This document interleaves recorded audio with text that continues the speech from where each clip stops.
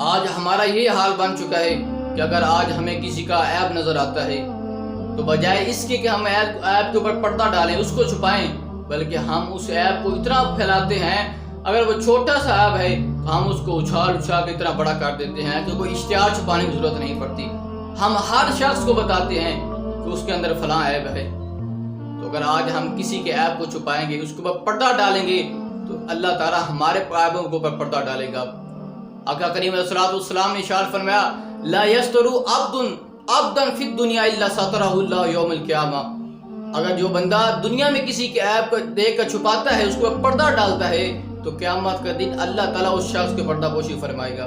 تو آج اگر ہم کسی کے عیب کو چھپائیں گے تو قیامت کا دن اللہ تعالیٰ ہمارے پردہ پوشی فرمائے گا۔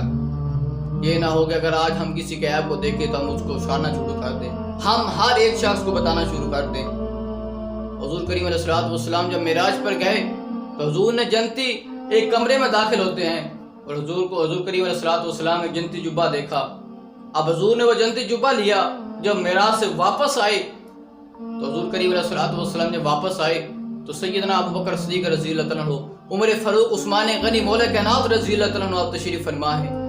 تو حضور کریم علیہ الصلوۃ والسلام نے حضرت سیدنا ابو بکر صدیق رضی اللہ عنہ کو بلایا اور فرمایا کہ ابو بکر، اگر یہ جنتی جبہ میں تجھے دے دوں تو تم اس کا کیا کرو گے؟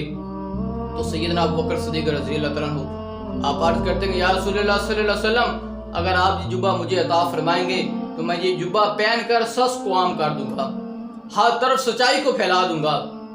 حضور کریم علیہ السلام نے فرمایا تمہاری بات ٹھیک ہے، لیکن حضور نے جبہ نہیں دیا۔ پھر حضرت سیدنا عمر فاروق رضی اللہ عنہ کو بلایا اور فرمایا کہ عمر، اگر یہ جنتی جبہ میں تجھے دے دوں تم اس کا کیا کرے گو؟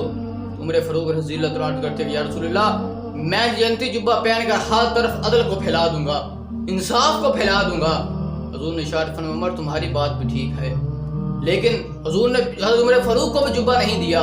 پھر حضور کریم علیہ الصلوۃ والسلام نے حضرت سیدنا عثمان غنی رضی اللہ عنہ کو بلایا اور فرمایا کہ عثمان، اگر یہ جنتی جبہ میں تجھے دے دوں تم اس کا کیا کرو گے؟ تو عثمان غنی رضی اللہ عنہ عرض کرتے ہیں کہ یا رسول اللہ صلی اللہ علیہ وسلم، میں یہ جنتی جبہ پہن کر ہر طرف حیا کو پھیلا دوں گا۔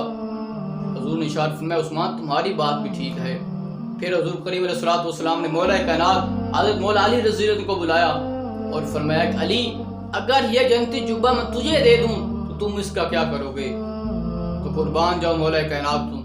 آپ نے ارشاد فرمایا کہ یا رسول اللہ صلی اللہ علیہ وسلم، میں یہ جنتی جبہ پہن کر اللہ کے بندوں کے عیبوں کو پردہ ڈالوں گا، اللہ کے بندوں کے عیبوں کو چھپاؤں گا۔ تو حضور کریم علیہ الصلوۃ والسلام نے ارشاد فرمایا علی تمہاری بات ٹھیک ہے، لہذا یہ جنتی جبہ میں تجھے عطا کرتا ہوں۔ اگر آج ہم اللہ کے بندوں کو عیبوں کو پردہ ڈالیں گے، عیب کو چھپائیں گے، تو اللہ تعالیٰ ہمارے عیبوں کو چھپائے گا۔